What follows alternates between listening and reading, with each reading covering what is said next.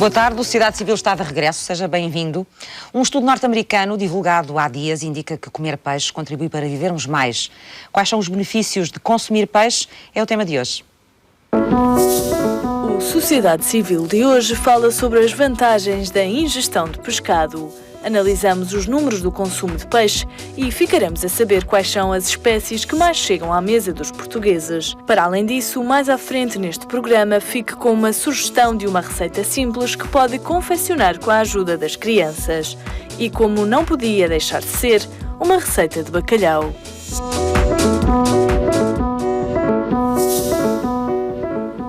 Vamos então, ao longo deste programa, conhecer melhor as características do peixe, perceber até que ponto ele é importante na nossa alimentação e como é que ele pode ajudar-nos a ter uma vida mais saudável e mais duradoura, para aquilo que dizem os estudos também. Muito obrigada aos meus 4 convidados desta tarde. Ana Sofia Pimenta é técnica superior da Escola Superior de Biotecnologia da Universidade Católica Portuguesa e é nutricionista. Certo. O peixe, o que é que vale na nossa alimentação? O que é que o peixe vale na nossa alimentação? Vale muito. O peixe tem um valor nutricional muito elevado. Isto porquê? Porque é fonte de proteína de elevado valor biológico, o que significa que fornece ao organismo todos os aminoácidos essenciais. O que são aminoácidos, para as pessoas saberem? Portanto, e porquê é que eles são importantes? Os aminoácidos são as estruturas que compõem as proteínas. E nós precisamos de muitas proteínas, poucas ou depende? Das pessoas.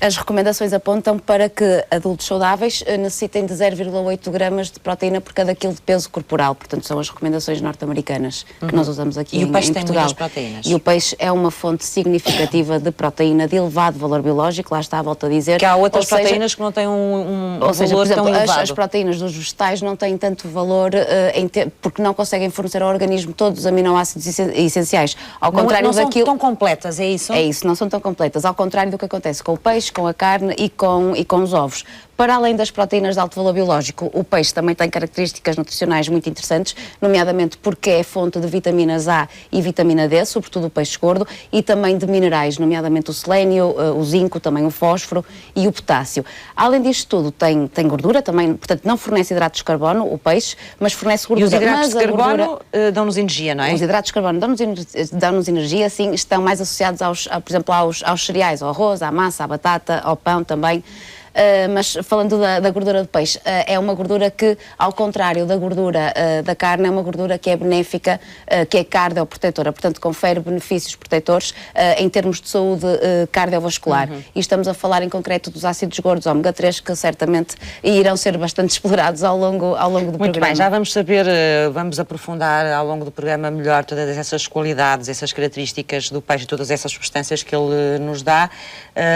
De uma forma geral, devíamos comer peixe quantas vezes por semana? O ideal é que em toda a semana, pelo menos uma das refeições que fazemos seja de peixe.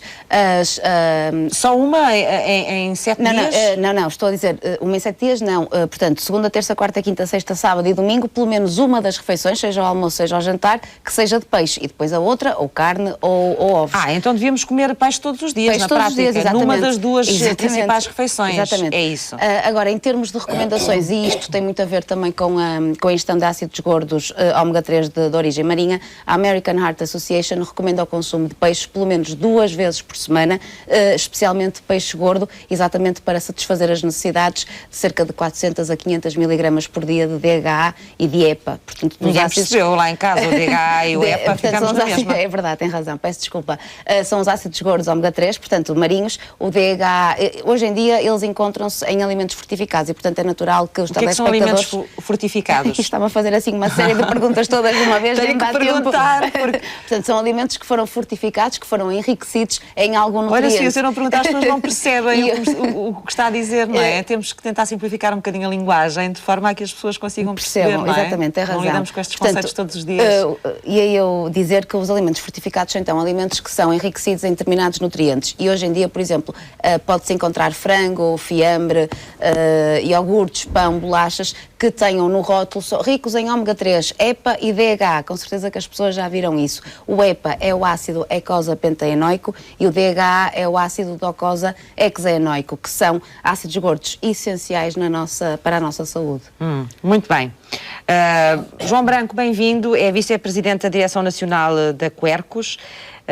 e representa também a Quercus na plataforma de organizações não governamentais portuguesas sobre a pesca. Já agora, explique-nos um pouco o que é esta plataforma, o que é que ela faz, como é que funciona?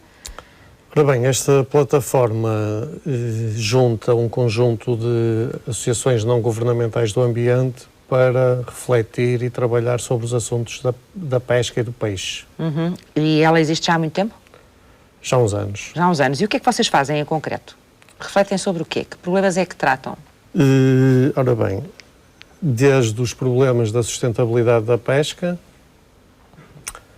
até às questões da poluição e dos seus efeitos na pesca, da sobrepesca, que tem a ver com a sustentabilidade da pesca, das espécies ameaçadas. Portanto, há uma série de espécies ameaçadas.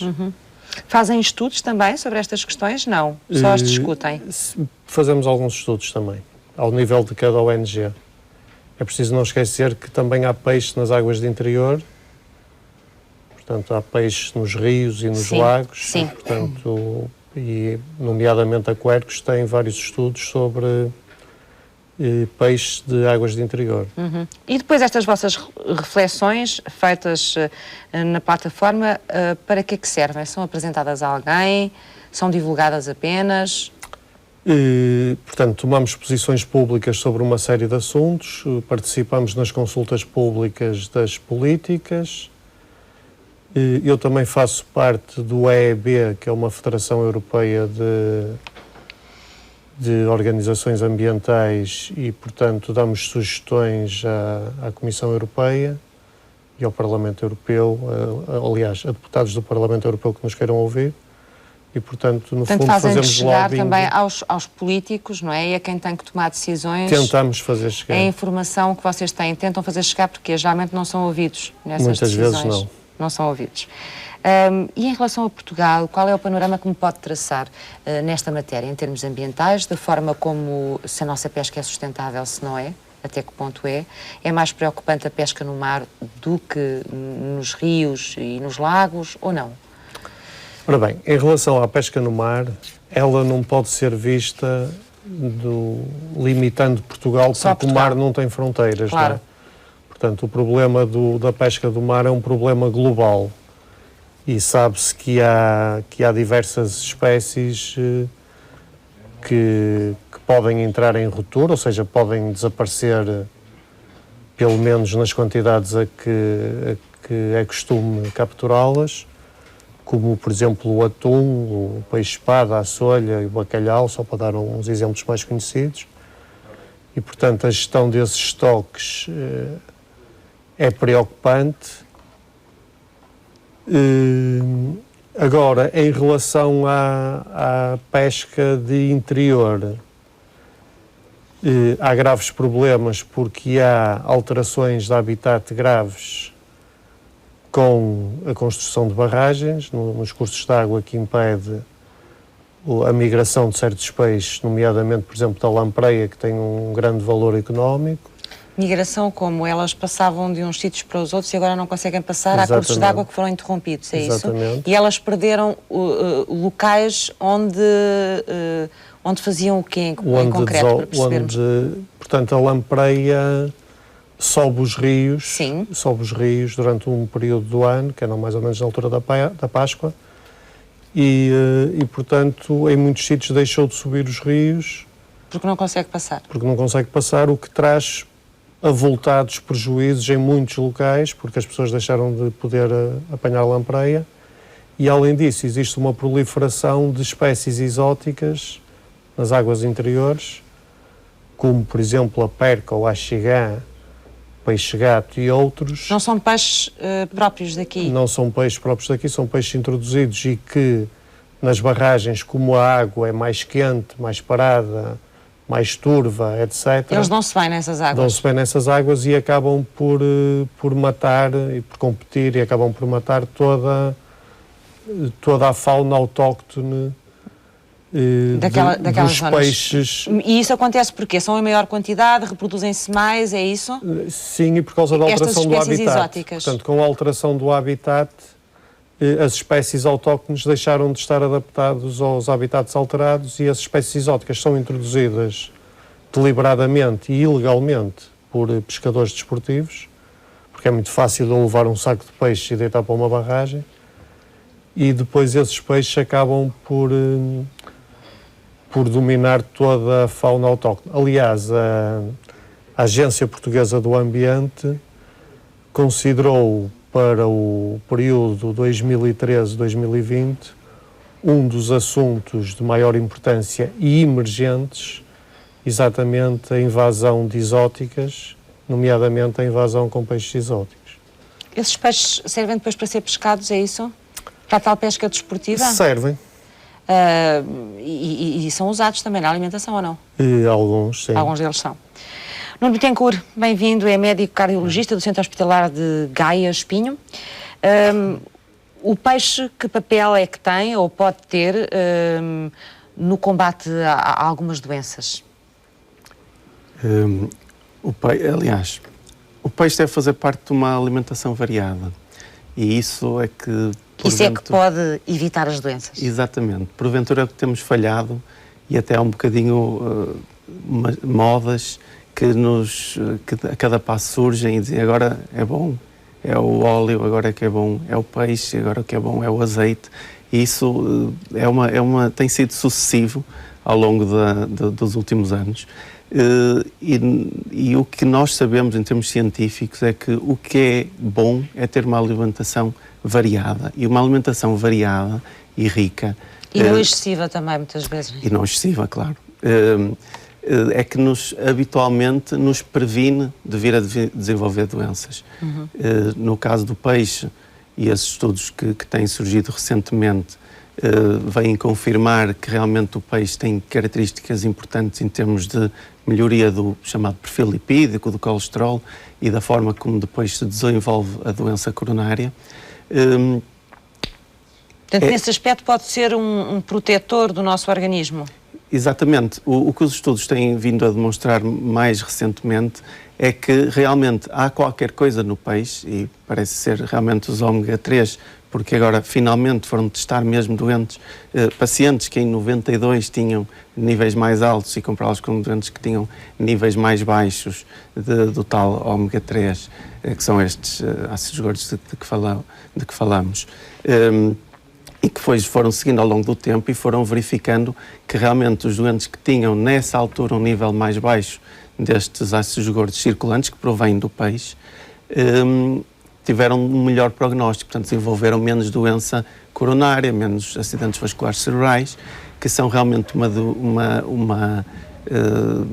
que são a principal causa de mortalidade no mundo ocidental e no nosso país também.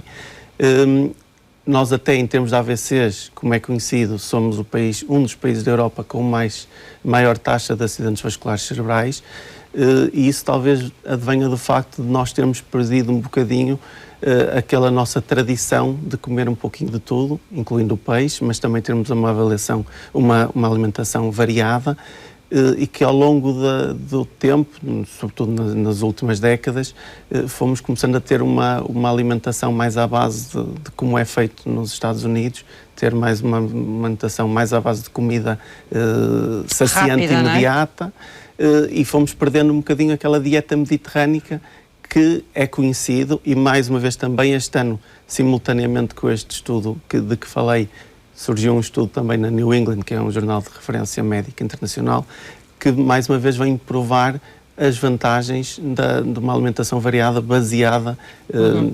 E esses ácidos gordos, que efeitos é que eles têm no nosso organismo?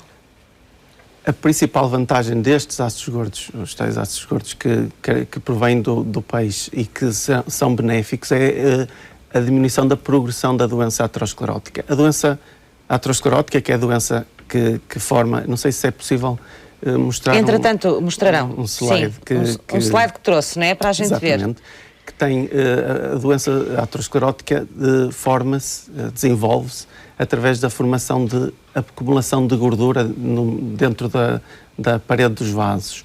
Essa acumulação dura muitos anos, é feita ao longo da nossa vida, portanto, todos nós que estamos aqui já temos algumas estrias lipídicas. Portanto, já estamos a ver, penso eu, essa imagem, certo? É isto. É isso mesmo.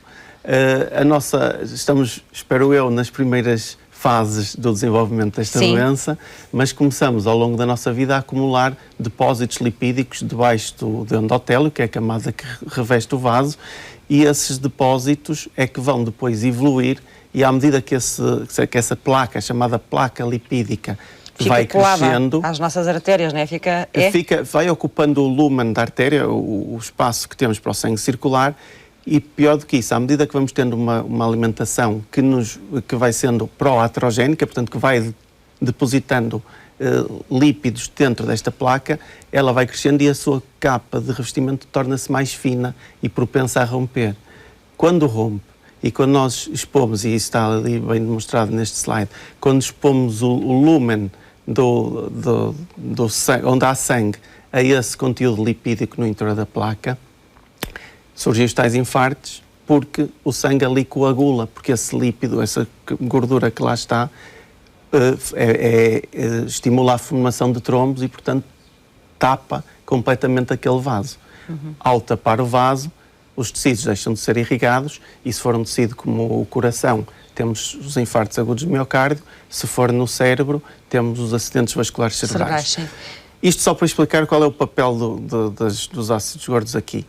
O que nós sabemos é que estes ácidos gordos, os tais ácidos gordos benéficos que provêm do peixe, têm demonstrado uma melhoria neste equilíbrio de depósito da placa, porque ao mesmo tempo que nós temos substâncias que ajudam a que seja depositado mais gordura nestas placas, há outras que ajudam a retirar.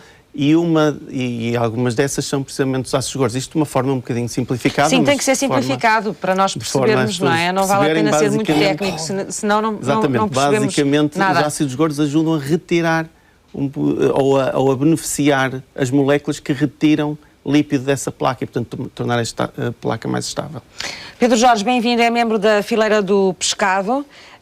Nós consumimos muito peixe em Portugal? Sim, consumimos. Somos? Temos esse bom isso é uma boa hábito. Notícia. Temos esse bom hábito. Deixe-me só dizer, primeiro agradecer terem-nos convidado.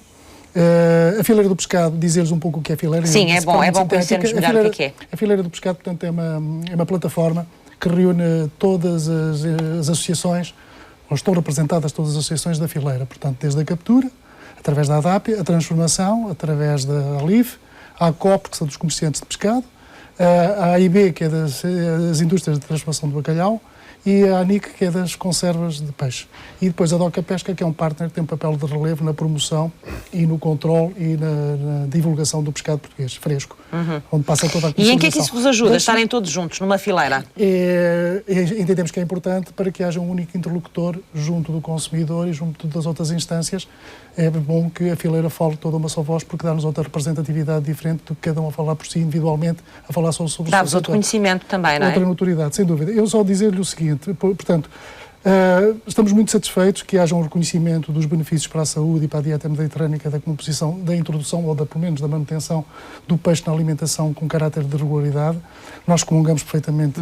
Então, mas se nós já somos grandes consumidores, estamos bem. Sem dúvida, sem dúvida. E, portanto, a nós compete-nos o quê? Compete-nos manter e estimular e esclarecer o consumidor dos benefícios que isso traz, para além dos parceiros dos nutricionistas e dos médicos, que são importantíssimos. Interessa-nos também dizer o que é que fazemos e o que é que apresentamos no mercado. Portanto, a nós compete-nos a nós apresentar um pescado de qualidade. Nós, nas nossas águas, portanto, sempre tivemos uma tradição muitíssimo grande de consumo de pescado. Portugal é dos países da União Europeia, é o maior consumidor, anda entre 158 e 60 quilos per capita ano, portanto, que fica de longe acima da média europeia, que são 17 quilos. Este é um hábito... A nossa média é 50? Entre 58 a 60 quilos. 58 a 60 quilos e a média europeia é 17? É 17. Não, perdão, desculpe, o mundo é que é 17. Na União Europeia são 22 quilos. 22 quilos. Mas, portanto, estamos francamente acima, e bem. Portanto, o papel que o pescado tem na saúde é importantíssimo, mas na economia nós entendemos também que é muito importante. O peixe que nós produzimos reúne as condições que foram aqui referidas para ser considerado um peixe que contribui para a saúde, portanto, o tal rico em ômega 3. As nossas espécies produzidas na nossa costa são quase todas ricas em ômega 3, o caso da sardinha, do carapau, da cavala, da sarda. O bacalhau não é produzido aqui, mas também é rico em ômega 3.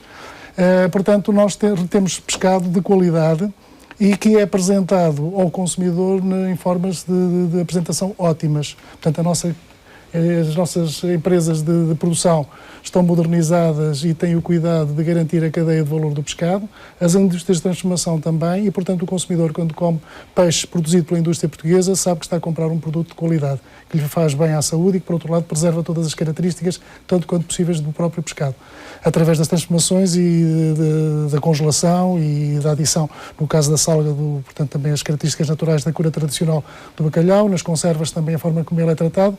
Portanto, estamos a falar de um produto que efetivamente chega ao consumidor com garantias de qualidade. Temos um pequeno problema, é que efetivamente não somos autossuficientes, não é? E isto é um problema ancestral. Portanto, nós sempre tivemos que pescar um pouco fora das nossas águas, porque nas águas que dispomos... E continuam a pescar aonde, sobretudo? Atlântico Norte, portanto, aquela frota que era conhecida pela frota do bacalhau e onde reduzimos imenso em número, fruto de dois acontecimentos-chave, que foi os alargamentos das plataformas para as 200 milhas e depois a nossa integração na União Europeia. Portanto, a União Europeia tem uma política comum de pesca, são as duas únicas políticas, é a agrícola e a das pescas, a que nós nos temos que subordinar, e as competências em matéria de pesca passaram a ser geridas pela própria União Europeia. Portanto, nós deixámos de ser interlocutores e negociadores, temos que estar inseridos numa política que é efetivamente decidida em Bruxelas.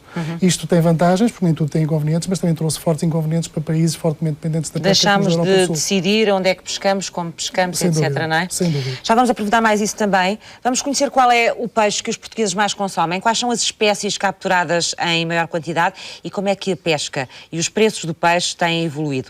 Recordamos também alguns dos benefícios do seu consumo.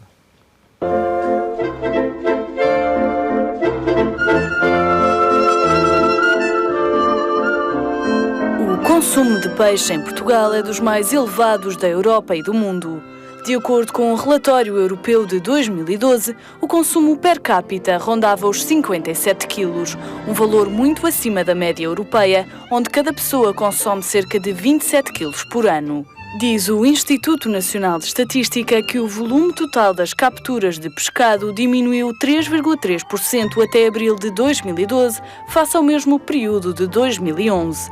O mesmo Instituto mostra ainda que em 2012 os preços do pescado subiram 13,3%, principalmente devido à diminuição da captura. Segundo um grupo de gestão de canais de distribuição, a sardinha é um dos peixes mais consumidos em Portugal. Por ser rica em ômega 3, protege as artérias do coração e, segundo alguns estudos, tem um papel preventivo em doenças como o cancro. Mas há outros peixes ricos em gordura poliinsaturada, como o salmão, a garopa ou o peixe-espada preto, sendo o último também dos mais consumidos pelos portugueses. Devido aos benefícios para a saúde, aconselha-se o consumo diário de peixe, mas, segundo a Roda dos Alimentos, a ingestão de carne, peixe e ovos não deve ultrapassar os 135 gramas por dia. O peixe é de fácil digestão e é conhecido pela riqueza nutricional. Este alimento é uma excelente fonte de vitaminas e minerais como o ferro, cálcio e fósforo.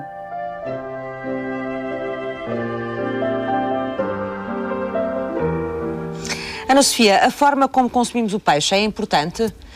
Por exemplo, devemos preferir peixe fresco ou peixe congelado? Ou o peixe congelado consegue ter as mesmas características que tem o peixe fresco? Hoje em dia, o peixe congelado, ele é sobretudo congelado em alto mar e, portanto, está aqui... É congelado na altura em que é pescado, exatamente, não é? E, portanto, mantém as características nutricionais praticamente equivalentes às do peixe fresco. Portanto, hoje, se consumirmos peixe congelado, podemos ter alguma confiança e a garantia de que ele terá as mesmas qualidades que tem o peixe fresco. A perda nutricional é mínima, uma vez que ele é congelado logo no momento da captura, portanto, não é nesse mínima aspecto a perda. Não tem problemas. Não, e há peixes melhores do que outros que devemos preferir em termos nutricionais? Já falamos da questão dos ômega 3, não é? Portanto, os peixes gordos são, por serem ricos em ômega 3, devem ser consumidos pelo devem ter preferência do consumidor. Exatamente, as tais 2 vezes por semana.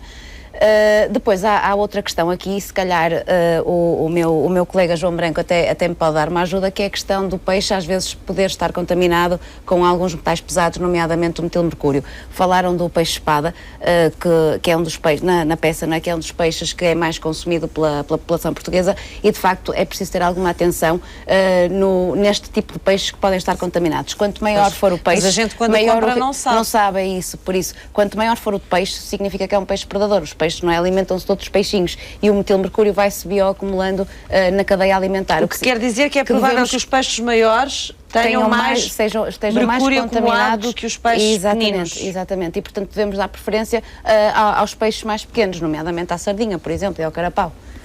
João, é assim? Quer contar-nos mais sobre isto, sobre esta questão? Pois, isso tem a ver com a poluição do modo geral, não é? E temos que ver que, portanto, a Europa até é dos sítios onde atualmente há menos poluição porque tem leis altamente restritivas, por exemplo, o mercúrio praticamente não é utilizado, já não, embora seja ainda utilizado em algumas coisas, mas praticamente já não é utilizado. Este mercúrio que vai parar ao mar, como é que ele aparece no mar? Vai de todo o tipo de detritos que tenha mercúrio, como por exemplo as pilhas. Hoje em dia, quando nós compramos pilhas, já vemos que vem lá 0 de mercúrio, mas há muitos países do mundo onde as pilhas ainda são de mercúrio. E há uma série de outros compostos que levam mercúrio. Não sei se posso interromper. Claro, pode. Que esta questão do metilmercúrio é sobretudo preocupante não para a população em geral, mas sobretudo para as grávidas, para as mulheres grávidas, para as mulheres que estão a amamentar, para as crianças pequenas, isto porque o mercúrio é neurotóxico, portanto pode provocar lesões a nível do cérebro. São mais as grávidas e as pessoas que estão a amamentar. Então, e uma pessoa que não esteja grávida, nem esteja a amamentar, também não pode fazer essa acumulação de mercúrio? Pode, mas é sobretudo grave para quem vai dar à luz daqui a pouco tempo, porque pode danificar o cérebro, o desenvolvimento neuronal do feto. Portanto, a recomendação... Temos casos desses em Portugal? Que eu tenha... Não lhe sei responder a essa questão. João? Peço desculpa. não tenho que pedir desculpa, acho que é um pormenor importante, é uma informação útil para as pessoas. Ora bem, quanto mais poluído tiver o ambiente, mais esses poluentes vão estar presentes no peixe. Não é só o mercúrio, mas praticamente a totalidade dos metais pesados, como também, por exemplo, o chumbo e o alumínio. E nós temos que ver que há países que, quer dizer, se em Portugal já se faz praticamente o que se quer em termos ambientais, imaginem noutros países como Brasil, Angola, Nigéria, etc. Onde não há uma legislação e uma fiscalização tão apertadas. E mesmo que haja, ninguém a cumpre, não é? E, portanto, por exemplo, há minas de alumínio que lavam diretamente as escórias nos rios, junto ao mar, e depois esses estuários estão cheios de alumínio e todo o peixe que se alimenta aí. Há também extração de mercúrio ilegal em muitos locais. O mercúrio é utilizado em garimpos, em rios, e depois vai ter ao mar. E, portanto, estas coisas não são estanques, não é? Não são estanques. Portanto, quanto maior a poluição, mais poluído vai estar o peixe. O peixe também tem aparecido com um grupo de compostos que genericamente se chamam poluentes orgânicos, e o teor desses compostos tem aumentado no peixe. Temos que nos lembrar que, infelizmente também para a indústria de pesca e para todos, é que o mar continua a ser um vazadouro de resíduos. Todos os resíduos vão ter ao mar. Por exemplo, muitas vezes, mesmo em Portugal, fazem-se, agora não me estava a falhar o nome, mas tubos submarinos que vão descarregar os esgotos em alto mar, mais longe, não é, da que costa? Ninguém vê, mas a poluição está toda lá. E nós não nos podemos esquecer que uma cidade, muitas pessoas tomam antibióticos, medicamentos, etc. Depois tudo isso vai na urina e acaba por ir parar ao mar. Até há muito pouco tempo usava-se o chumbo e o mercúrio também nos dentistas, depois aquilo vai pelo cano abaixo e vai parar ao mar. Portanto, há uma grande quantidade de poluição. Quanto maiores forem as cidades, maior é a poluição no mar circundante, e quanto mais pobres forem os países, maior é a poluição também, porque há menos normas ambientais. E, portanto, há peixes que pescados em certos sítios, eu tenho a certeza que são impróprios para consumo. Portanto, é preciso ter muito cuidado com a origem. Em certos sítios, está-me a falar a nível global ou aqui em Portugal? A nível global. Eduardo, deixa-me só dar aqui. Claro, força. Peço desculpa, mas só para que, efetivamente, quer dizer, o consumidor não fique de alguma maneira incomodado com aquilo que acaba de ser aqui dito. Deixe-me dizer-lhe o seguinte: a União Europeia tem regras que se aplicam à pesca e que são das mais exigentes em termos de sustentabilidade que é possível ter. Na Cimeira de Joanesburgo sobre sustentabilidade em 2002 foi feito um desígnio que era, no que diz relativamente à sustentabilidade, procurar que em 2015, para a pesca, se obtivesse o rendimento máximo sustentável. Isto é, só se retirasse por mortalidade por pesca aquilo que era possível sem comprometer a renovação desse recurso. Isto foi um objetivo que foi traçado Sem a todos ver com os níveis, quantidades, com quantidades. Completamente. Portanto, tem que haver estudos científicos que nos definam qual é o rendimento máximo que eu posso tirar de cada recurso. Sim. E depois faço Mas isso, o João não estava a falar de quantidades. É, mas isto tem a ver com a sustentabilidade e com a proteção dos ecossistemas, que é um desígnio mundial e que a União Europeia dá passos muito significativos no sentido de o conseguir, mas que no caso da pesca, a União Europeia só pesca 6% das capturas mundiais. 6% das capturas mundiais. Pois. Portanto, há outros países que fazem 94%. Claro. Nós não estamos isolados do resto do mundo, não é? Portanto, agora também temos que tranquilizar as pessoas da seguinte maneira. As importações que vêm para a União Europeia são fortemente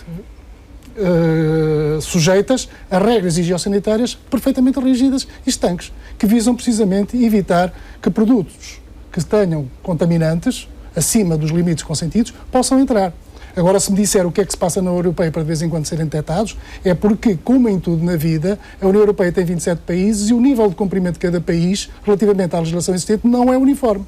Isto é válido para as pescas, em que Portugal é exemplar. Não é uniforme, quando diz que não é uniforme, é... Todos cumprem da mesma maneira.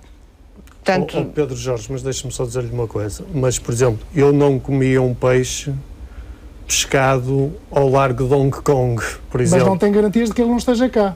Pois, mas pode não ter entrado pelas fronteiras portuguesas, pode entrar pelas holandesas, pelas espanholas ou por outras. Atenção, só quero que se perceba o que é a legislação comunitária, que efetivamente em termos de sustentabilidade é perfeitamente evoluída, é mais avançada, mas que depois o nível de cumprimento pode falhar.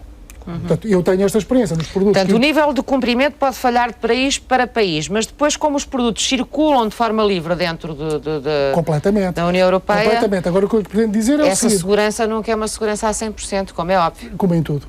Como em tudo.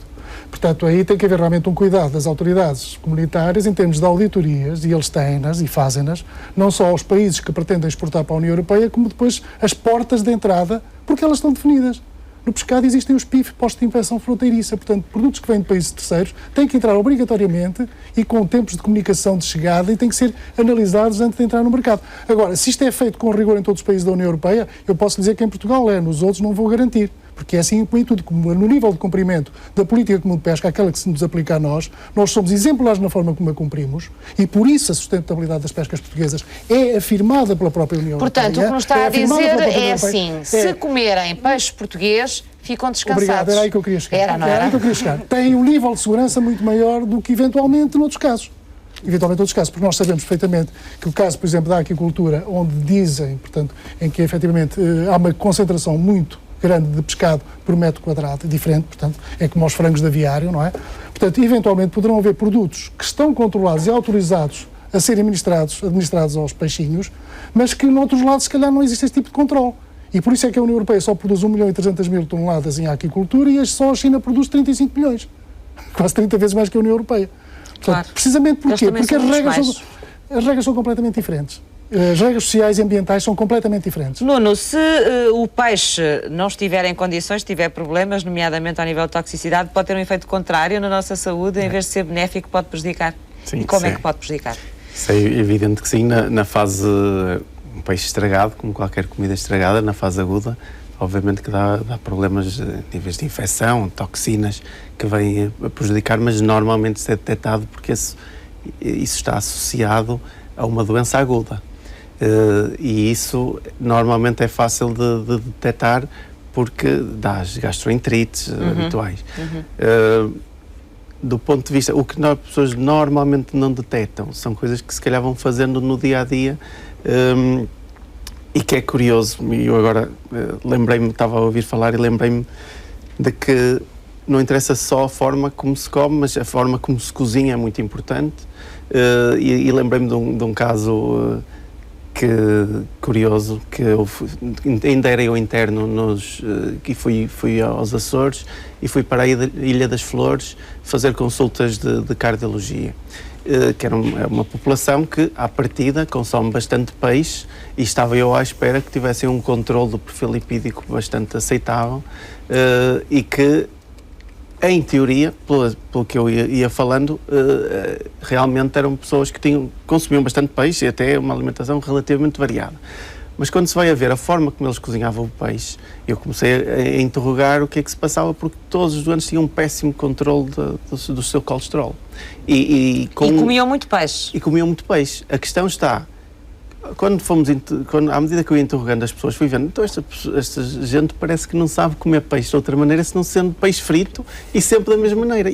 E à medida que vamos interrogando as pessoas, é curioso como isto acontece. Portanto, o problema não estava no facto de comer pouco peixe, comiam muito, mas na forma como o cozinhavam. Exatamente. Na prática anulavam o efeito saudável do peixe. Se nós formos acrescentando gordura à nossa comida com os outros não há potenciais ateroscleróticos, que nos valha, não é? Nem ômega 3 que nos chega. E isto parece um bocadinho evidente, mas não está assim tão enraizado na nossa população. E conseguiu mudar alguma coisa lá com os seus pacientes, não? Se calhar ao longo do tempo conseguimos, eu individualmente pois dizendo só uma que era semana melhor, que era melhor comerem o peixe de outras formas. Estes programas são importantes, a forma como se transmite estas ideias à população é mesmo importante. A Ana Sofia já nos vai ajudar a perceber melhor como é que devemos cozinhar o peixe e como é que devemos comê-lo de forma a que ele se mantenha um alimento saudável. Uma das coisas que às vezes é difícil é pôr as crianças a comer peixe. A chefe de cozinha Joana Biscaia vai deixar aqui alguns truques e também algumas sugestões que podem ajudar a fazer refeições de peixe com os mais pequenos aí em casa. O meu nome é Joana Biscaia e trago-vos aqui uma receita muito saborosa para vocês fazerem com os vossos filhos aí em casa. Bom, vamos começar então por fazer a massa. Vamos precisar aqui de 250 gramas de farinha de trigo, branquinha. E vou utilizar aqui também 50 gramas de farinha integral, que é uma farinha muito rica em fibras. Adicionar o sal, uma pitada, neste caso eu pus 1 a 2 colheres de sobremesa de sal fino. Vamos adicionar a manteiga sem sal, são 50 gramas e 200 gramas de água quente. E vou adicionar à farinha, às farinhas neste caso. E agora, com a ajuda dos dedos, vamos envolver muito bem.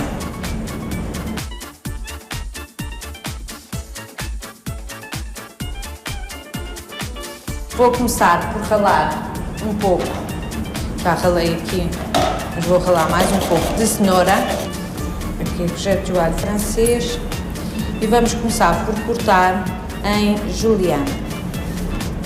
Adicionar um pouco de azeite. Quando começam a ouvir este barulho, é a parte que deverão adicionar os legumes. E agora sim vamos adicionar a cenoura ralada.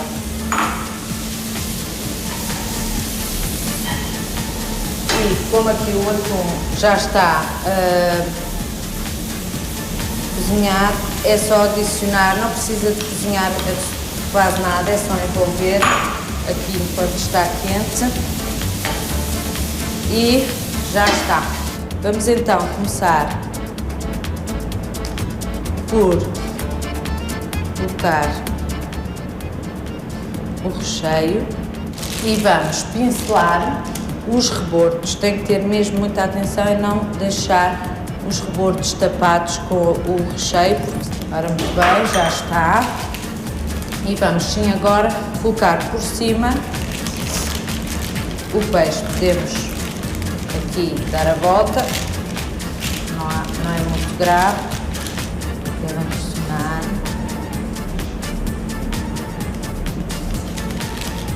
Muito bem pincelado, não convém que ponham muito pouco ovo, é abundantemente e está terminado o nosso peixe. Vai ao forno durante 15 a 20 minutos a 180 graus. Depois de terminar, podem dividir o peixinho ao meio e saborearem.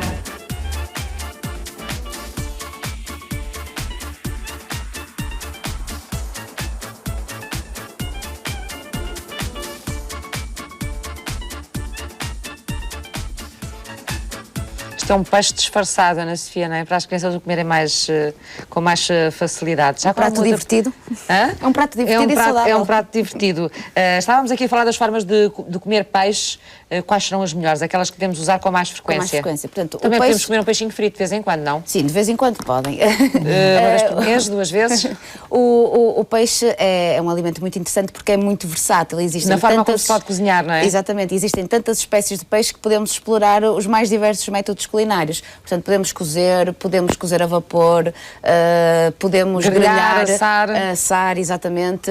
Portanto, todos estes métodos são interessantes. Fritar, como estava a dizer, é aquele que será, porventura, o menos interessante deles todos e aquele que devemos utilizar com menos frequência. Se comer um peixinho frito uma vez por semana, pronto, ok, também não vai ser por aí. Agora, mais do que isso, convém mesmo não abusar. Estamos a falar do peixe, mas o mesmo se aplica à carne, aos ovos, a todos os alimentos. De uma forma geral, aos fritos de uma forma geral, obviamente. Seja qual for o alimento que é frito. Deixa-me dar aqui só mais, Deixa, parece que é bastante pertinente. Eu recomendo, o trabalho da Fileira também tem sido muito nesta área, portanto, da promoção, da divulgação, para além de ser um interlocutor. E nós temos um site que eu recomendo que visitem, onde efetivamente tivemos a preocupação de lançar e fazer um desafio às escolas de hotelaria para lançar receitas, dada a crise, até 2 euros. Portanto, temos já, efetivamente, muito... O nosso site está receitas de peixe. De peixe, sempre peixe, Fileira do Pescado. Baratas. 2 euros, até 2 euros. Fizemos outra coisa interessantíssima, que foi um DVD. E já tem lá muitas receitas? Sim, eu recomendo vivamente que visitem. Como é que se chama o site? Fileira do Pescado. Deixa-me dizer outra coisa, lançámos um DVD juntamente com com as escolas de hotelaria, no sentido de fazer a promoção de alguns peixes portugueses e a forma de os preparar e de os cozinhar, e que está a ser divulgado nas escolas de hotelaria europeias. Que peixes? Essencialmente os nossos peixes. Estamos a falar do caso do carapau, da sardinha, do bacalhau, do carapau, já disse, da sarda. Sim. Portanto, autenticamente nossos. Portanto, fazer a promoção e como devem ser tratados, portanto, chefes de cozinha, explicarem desde como devem ser os cuidados na compra, como é que deve ser amanhado e depois como é que deve ser confeccionado. Mas as pessoas têm dificuldade em trabalhar o peixe, em arranjar o peixe, é? Eu penso que hoje esse trabalho está facilitado. Um conhecimento que se perdeu ou não? Não, hoje geralmente está facilitado. Já se traz o peixe arranjado, não é? Muitas vezes. Os grandes mercados já fazem isso. Portanto, é um serviço que, felizmente, está a ser feito e com qualidade. Portanto, penso que isso já é uma mais-valia muito grande para a dona de casa, que, efetivamente, é um trabalho que poderá não ser muito... Ou o dono de casa, não é? Ou o dono de casa, exatamente. Mas também cozinham. Olha, e deixa-me dizer outra coisa. Fizemos, junto das escolas de hotelaria, fizemos um concurso de Mar a Meu Gosto, junto de alunos das escolas de hotelaria. Mar a Meu Gosto? Mar a Meu Gosto. A entrega dos prémios, portanto, selecionámos... Mas isso foi o quê? Um concurso? Um concurso. De quê? De pescado, trabalhar com pescado. Nossas ideias de pratos culinários envolvidos por jovens candidatos a chefes de cozinha. Portanto, alunos de escolas. E eles, portanto, selecionámos 4 para a parte final. O júri selecionou 4. A entrega dos prémios foi a semana passada. Ganhou uma moça da escola de hotelaria, penso que da Guarda, assim, que era do interior. Portanto, estamos sempre a movimentar porque, efetivamente, a nossa forma, porque nós não só não temos muito bom peixe, como sabemos muito bem preparar. Incentivar uma forma de incentivar os portugueses a manterem-se ligados ao peixe e à pesca, que é uma atividade muito nossa. O mesmo peixe tratado por um cozinheiro português ou tratado por um cozinheiro alemão não tem nada a ver. Quer dizer, nós sabemos tratar bem o peixe e por isso é que na gastronomia portuguesa e até como um fator apelativo para o turismo está, efetivamente, os nossos pratos de culinária à base de peixe. Ana Sofia dizer que conhece as receitas do site, Sim, andei a ver o site da Fileira do Pescado, inclusivamente sei que vocês trabalharam, têm colaboração da Associação Portuguesa dos Nutricionistas, à qual eu também estou ligada. E a cardiologia também está connosco. E a Fundação Portuguesa de Cardiologia. Comemoramos todos os anos temos comemorado o dia do ômega 3, trazemos, portanto, palestrantes estrangeiros que vêm cá falar sobre isso, sobre os benefícios do pescado e, portanto, o ômega 3. Não sei se... E o peixe tornou-se ou não se tornou mais caro a partir do momento em que passou a ser mais escasso? Ah, Há uma procura mundial, portanto, aumentou a procura mundial de pescado. Por 2 fatores. Primeiro, por este aliado à saúde, e, portanto, que é do reconhecimento e é consensual. Por outro lado, pelo controle que se está a fazer nos oceanos. Portanto, especialmente a frota europeia, que passou a ter regras, passou a ter controle, que teve que se ajustar. Nós perdemos quase 50% dos nossos navios que tínhamos no mar antes da adesão, não é? Claro que estamos a falar também, muitas vezes, de pequenas embarcações. Portanto, nós perdemos muita produção. Um pouco, tivemos que nos ajustar. Portanto, consegue dar-me um valor para termos uma ideia? Em termos de embarcações, nós reduzimos mais de 50%, mas obviamente que temos que distinguir. E em termos de produção também? Reduzimos cerca de 60, 70 mil toneladas ano. Não sei qual é o valor total, passámos das 280 mil para as 220 mil ano. A nossa frota, Portanto, a nossa 60 frota, mil. que opera aqui nos recursos internos e nos recursos externos, portanto, no Atlântico Norte, outro sítio. E nós antes éramos autossuficientes, Não, eu já disse não nunca éramos. fomos. Já não Nunca éramos. fomos. Portanto, Repare, agora somos menos. Repare, nós tivemos no Atlântico Norte cerca de 60 embarcações a pescar antes da adesão e antes do 25 de Abril, precisamente porque sempre tivemos que ir buscar fora aquilo que não tínhamos nas nossas águas. Quer em África, quer no Atlântico Norte, tivemos sempre uma frota muito densa, precisamente porque tínhamos necessidade de ir buscar fora, porque não tínhamos aqui... Íamos buscar sobretudo o quê? O que é que nos faltava? Olha, no Atlântico Sul íamos buscar muito pescada. Muito. Chegámos a ter uma frota muito significativa. A pescada, não temos pescada nossa? Temos alguma? mas não chega. E no Atlântico Norte íamos buscar muito bacalhau, redfish, palmetas, esses peixes todos, que ainda hoje lá temos uma presença. Tínhamos 60 navios, hoje temos 13. Portanto, está uma ideia da redução que tivemos que fazer. Agora, o que são navios, efetivamente, que hoje são navios bons, preparados, para conferir realmente não perder valor, o pescado capturado ser imediatamente processado de forma a não perder valor e apresentar-se ao consumidor com todas as suas potencialidades e todas as suas capacidades. Mas não me respondeu à minha pergunta, é mais caro ou não? É um bocadinho. Eu reconheço que é um bocadinho. Eu reconheço que é um bocadinho, especialmente no consumidor. No produtor, eventualmente, não teve esse acréscimo que se sente no consumidor. Portanto, então, aqui... mas porquê? A despesa foi toda para o consumidor? Repara, aqui em termos na distribuição, o custo a distribuição, a cadeia de valor não está toda na mão do produtor, portanto ela vai ao longo, temos o produtor, temos depois o transformador, depois temos a cadeia de distribuição, temos os mercados, temos isso tudo, e portanto vão sempre ficando por aqui acréscimos. E nesse aspecto eu penso que a entidade que maiores investimentos tem e que mais riscos corre, se calhar é o que terá menos margem nesse negócio todo. Portanto, ou seja, o preço aqui é pago no consumidor... Quem é que tem mais margem? Eu penso que a distribuição tem sempre margens mais significativas, até porque tem investimentos muito menores, não é? Portanto, um navio é capital intensivo, são investimentos volumosos, temos muita gente a bordo e, portanto... Mas, ou seja, o preço também não ajuda muito a um consumo maior de peixes, não é? Não, eu acho, vamos lá ver, as coisas ajustam-se. O peixe chegar a um preço tal, o consumidor deixa de comprar peixe e vai comprar outras coisas. Isso é que é verdade. Portanto, tem o seu limite, as coisas não crescem até ao céu. Aliás, há pouco, quando falávamos aqui na subida do preço... Ou então não comem todos os dias, como a Ana Sofia dizia que era... É assim, nós temos uma vantagem. Económicos, não é? Nós temos uma vantagem. Os nossos peixes, o carapau, lá está. Tirando o caso da sardinha, que o ano passado, fruto de uma contenção muito grande, se foi oferecida a pesca da sardinha o ano passado apresentou muito menos quantidade e o preço subiu exponencialmente. E por isso é que quando estamos aqui a falar de uma subida muito grande no preço do peixe, tem a ver fundamentalmente com sardinha. Porque nós ainda consumimos cerca de 80 mil toneladas de sardinha. Portanto, qualquer acréscimo de preço aqui tem um significado muito grande.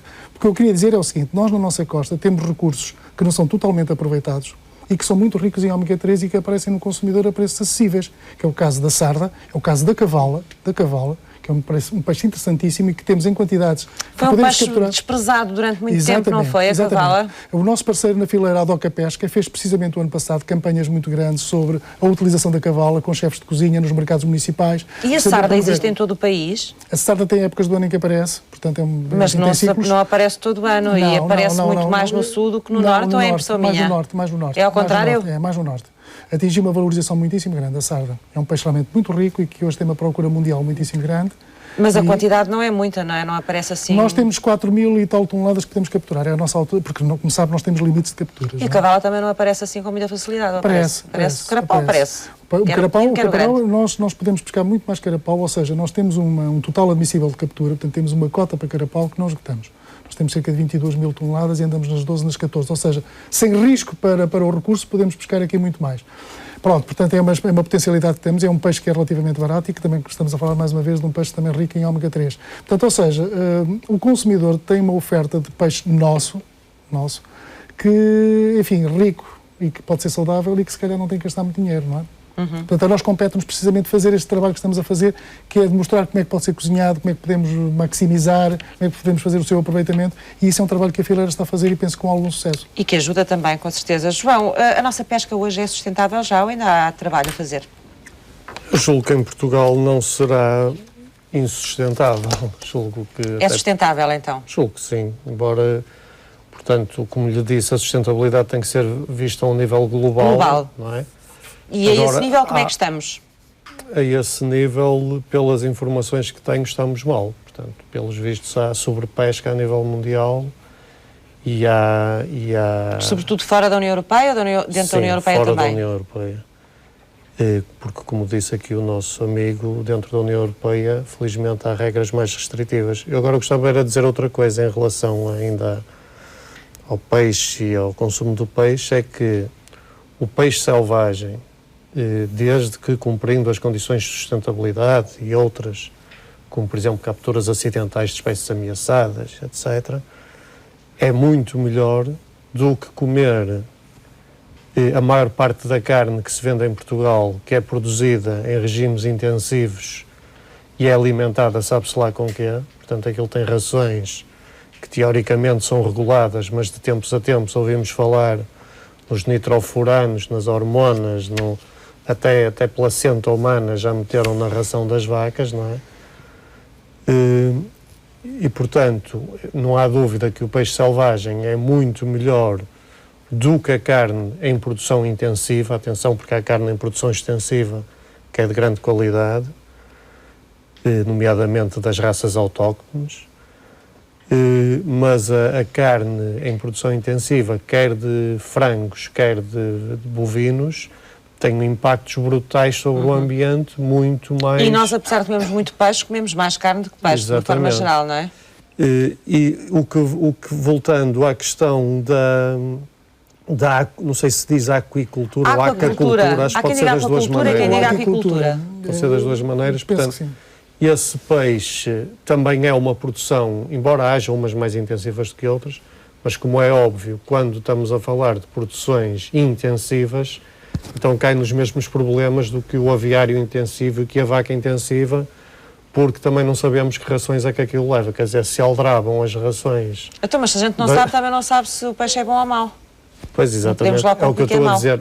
Portanto, tudo o que for de produções intensivas, de certeza que é muito pior para a saúde do que o peixe selvagem pescado no mar, não é?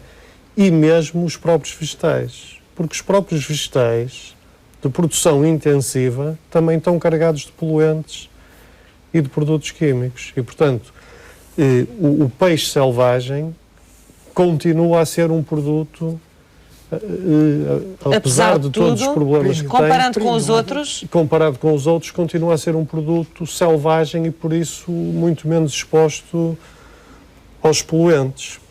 Pedro, a aquacultura, como é que é controlada a qualidade da produção desse peixe? Portanto, como é que eu represento fundamentalmente a pesca selvagem. Portanto, sou armador de navios de pesca selvagem. Mas também me sabe dizer da outra, alguma coisa, de certeza. Não tenho conta à aquicultura. Penso que o mas cada vez temos mais peixe na aquacultura. Mas não é nosso. Pois, é asiático. Não sei. É asiático. Todo ele? Nós também fazemos aquacultura em Portugal. Sim, fazemos 8 mil toneladas, 9 mil toneladas, portanto. E a própria União Europeia não descola. Não descola por razões que eu lhe vou explicar. A União Europeia faz 1.300.000 toneladas em aquicultura, a China faz 35 milhões. O primeiro país europeu... Eles também são muito mais para alimentar do que nós. Não sei se essa comparação é justa. Não, mas acha que eles comem. Aquilo é para exportar. Nós temos o nosso mercado aberto. Repara, a União Europeia importa 65% do que consome em pescado. Produz 10% em aquicultura e 25% de pesca selvagem. Portugal pesca 40%, produz 40%. Portanto, importamos também cerca de 60%. Muito mas bem, eu estou a falar do nosso... 65%. Eu não lhe vou perguntar como é que é controlado o peixe da aquacultura na China. Vou-lhe perguntar como é que é controlado o peixe da aquacultura que nós fazemos aqui. O nosso tem regras muito rígidas em termos de monitorização, de controle de químicos que são adicionados. Os próprios efluentes... São adicionados químicos? Penso que sim. Evidentemente. Penso que sim. Mas que, desde que estejam, bem, nós também tomamos, quando estamos doentes, também muitas vezes temos que tomar produtos farmacêuticos, não quer dizer que, enfim, os benefícios, que são naturais, pois, os benefícios eventualmente serão superiores aos malefícios. Agora deixe-me dizer-lhe o seguinte, as regras da União Europeia são extremamente claras e rígidas, portanto, é tudo controlado. Em relação à aquacultura? Sim, até aos efluentes, as águas que são rejeitadas, porque aquilo, como sabe, tem que captar águas no mar e renovar águas, têm que ser monitorizados, portanto, e tem que ter padrões de rejeição que têm que ser cumpridos. E isto o que é que faz? Faz com que as cargas sociais e ambientais na União Europeia são tão fortes que, comparativamente com o que se passa nos países asiáticos, que não são nenhumas, tornam os nossos produtos que não são competitivos e por isso é que nós não descolamos deste paradigma. Toda essa é a questão económica. Eu estava a falar de outra questão. Isso é a questão económica. A minha questão não é essa, é aquilo que o João estava a dizer. Este peixe é um peixe que se desenvolve mais depressa que o outro. Sim. Para se desenvolver mais depressa, quais são as condições que são criadas para que ele se desenvolva tão depressa? Eu não conheço, eu não sou produtor, mas com certeza que terá... Bem, mas deixe-me dizer-lhe uma coisa. O senhor disse que a União Europeia tem normas rígidas, o que é verdade, mas infelizmente em Portugal, Portugal não é um modelo de fazer cumprir as normas ambientais, muito pelo contrário. Acha? Não só acho, como tenho a certeza. Portanto, infelizmente, as normas ambientais em Portugal são extremamente secundárias e por qualquer motivo se passa à frente. Inclusive em coisas... Não subscrevo mas pode ter a certeza, inclusive em situações muito mais graves, como por exemplo, que a Quercus denuncia, se for ao site da Quercus poderá ver, por exemplo, nós temos aterros sanitários em Portugal que têm uma legislação muito mais rigorosa que a questão das aquaculturas e basam produtos tóxicos descaradamente. Portanto, se isso acontece em todos os setores, na aquacultura também vai acontecer de certeza absoluta. E já que falo em relação à aquacultura, como sabe, foi feita uma grande instalação em Mira, pela Pesca Nova, não é? Que foi em cima da rede Natura 2000, totalmente contra a legislação nacional. Portanto, por aí vê-se como é que Portugal liga às questões ambientais. Infelizmente, no nosso país, as questões ambientais, como se costuma dizer, andam pela hora da morte. É o que está em último, é o fim da cadeia alimentar, para utilizar um termo piscícola. E, portanto... Surpreende-me isso. Não conheço os contornos do licenciamento. Sei que o primeiro-ministro, na altura, era um homem do ambiente, tinha sido ministro do ambiente, que era o José Sócrates. Mas depois deixou de ser. Não conheço os contornos. Muito bem, então vamos avançar, já voltamos dizer mais uma coisa. a terminar, João, esta parte. Inclusive, essa instalação de pregado, salvo erro, que foi feita em Mira, na rede Natura 2000, teve para ser feita noutros países onde foi rejeitada por questões ambientais. E depois chegou a Portugal e, ao abrigo de uma legislação de exceção, que eram os célebres PINs, os Planos de Interesse Nacional, foi aprovada às 3 pancadas ao arrepio de toda a outra legislação. O PIN objetivava captar investimento e não passar por cima das regras ambientais. Sim, mas na prática era isso que fazia. Na prática era isso que fazia. Eu depois posso-lhe mostrar o nosso relatório sobre isso. O bacalhau é uma das heranças gastronómicas que recebemos. Vem aí uma receita de bacalhau com valores nutricionais e tudo, para que comer possa ser comer de forma saudável. Ok, então vamos começar por refogar ligeiramente esta cebola.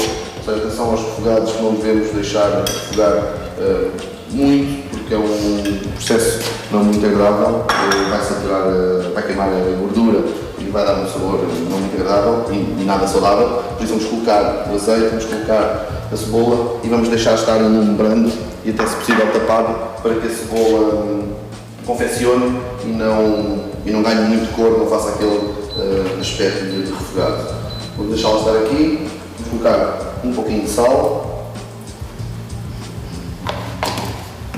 e vamos manter tapada em um baixo para ela ir confeccionando. Entretanto, temos a batata já cozida com pele, ou seja, isto também é uma dica que eu deixo aqui para se fazer puré, deve-se cozer sempre as batatas com pele para proteger a batata e para não deixar que os amidos que elas têm fiquem na água. Aqui o alho já está cozido, ou seja, usamos alho porrama, que é um produto mais fácil de encontrar na loja, e que a nível de aroma, o que nós queremos aqui é aromatizar este puré de batata, é óbvio que vamos dar alguns nutrientes que o alho tem, mas o objetivo principal é dar-lhe este aroma muito fresco que o alho tem. Portanto, vamos colocar o bacalhau no forno, ou seja, o bacalhau tem azeite mais ou menos a 1/3 da sua altura. No forno está uma temperatura de cerca de 120 graus. Vamos avançar com os espinafres. Já está quente e vamos juntar então os espinafres para que eles confeccionem. Os espinafres vão começar a confeccionar, vão começar a murchar e devem ser envolvidos para que todos confeccionem. A vantagem de termos muita cor nos pratos não é só por uma questão visual, que é também extremamente importante, mas também porque quanto mais coloridos forem os vegetais, quanto mais verdes, quanto mais vermelhos, quanto mais amarelados forem os vegetais e também os frutos, maior quantidade de vitaminas e antioxidantes terá e também maior quantidade de polifenóis, que são os tais fitoquímicos que são extremamente importantes e que têm características semelhantes às vitaminas no nosso organismo. Vou começar a colocar um pouquinho do puré, da cebola.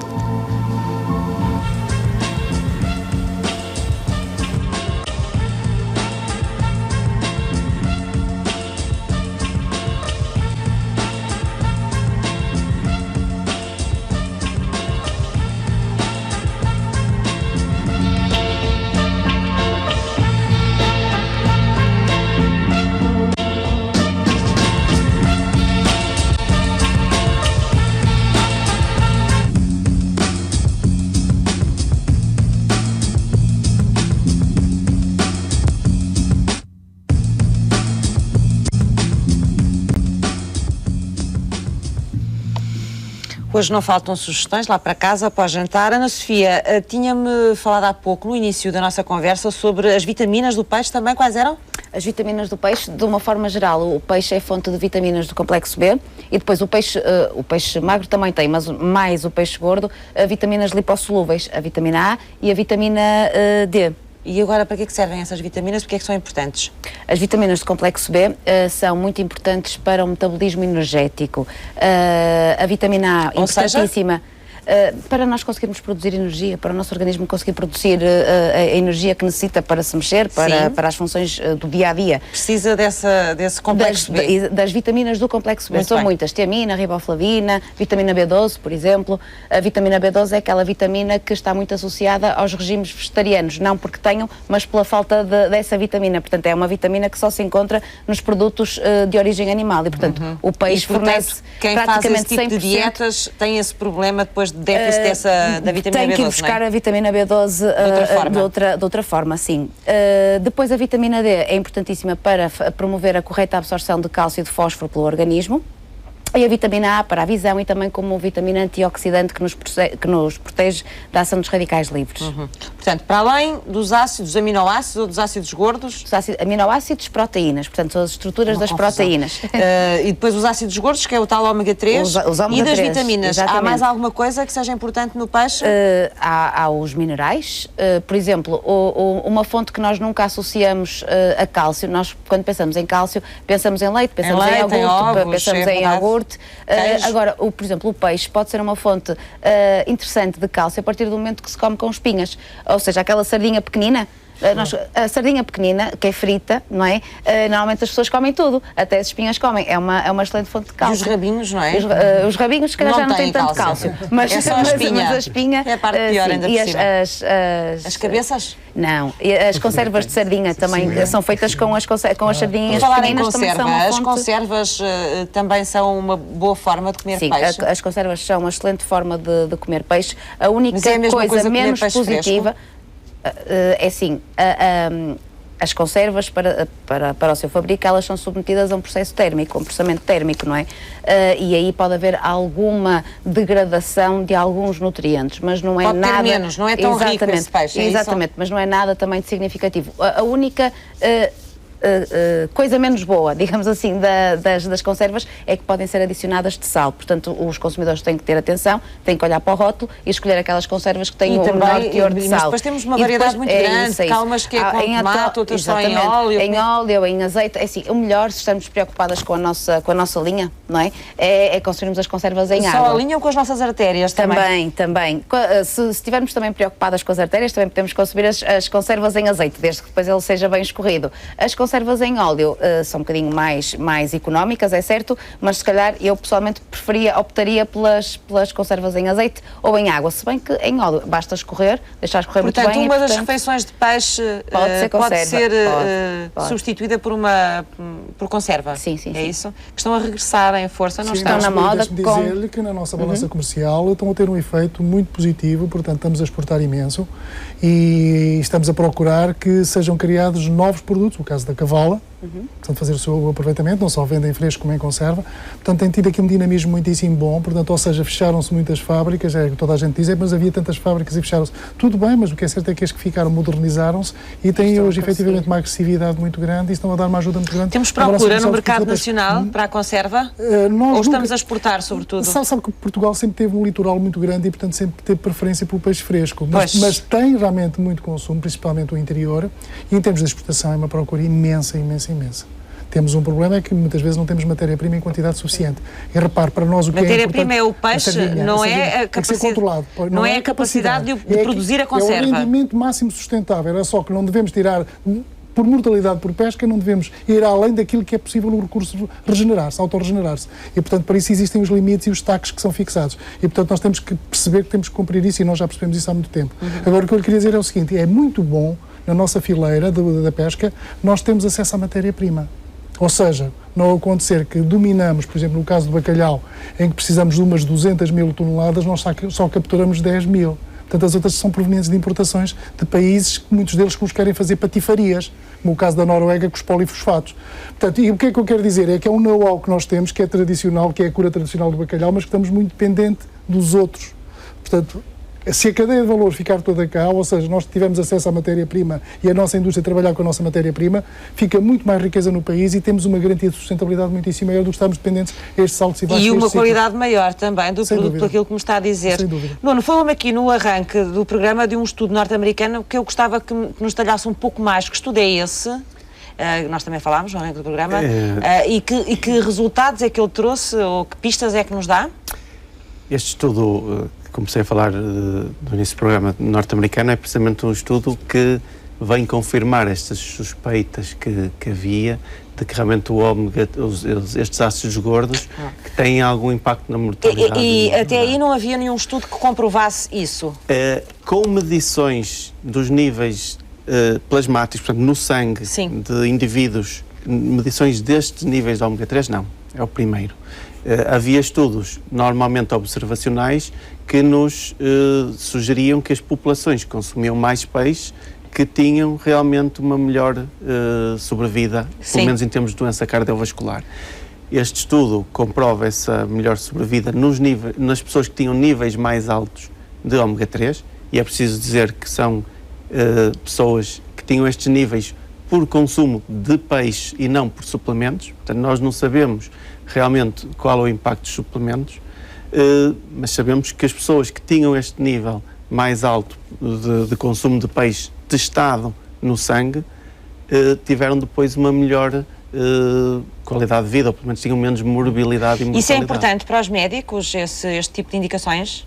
É importante porque vem confirmar uma ideia que nós já tínhamos, que realmente o peixe é um dos amigos do coração, vá. Sim. Isto, claro, incluído numa dieta variada, mais uma vez digo isso. Claro, e equilibrada. Equilibrada. Um outro estudo de que falei, até um estudo dos nossos vizinhos espanhóis, publicado numa grande revista internacional, em que eles tiveram 3 grupos de doentes, e feita em Espanha, portanto é uma população que à partida já tem hábitos de dieta mediterrânica, portanto uma dieta relativamente saudável, e eles tiveram 3 grupos. Esse é um estudo bastante interessante, porque nos 3 grupos eles fizeram intervenção alimentar ao longo do tempo e, portanto, foram dando informações aos pacientes daquilo que seria correto. Um dos grupos aconselharam uma dieta baixa em calorias, portanto, baixa em calorias à base de gorduras, portanto, parecia correta essa opção, mas só com informação, um bocadinho como as dietas americanas, low fat, pronto. Um outro grupo aconselharam a nossa dieta mediterrânica tradicional, com muita variedade, também com pelo menos um consumo de peixe semanal de 2 vezes por semana, 2, 3, mas com muita variedade.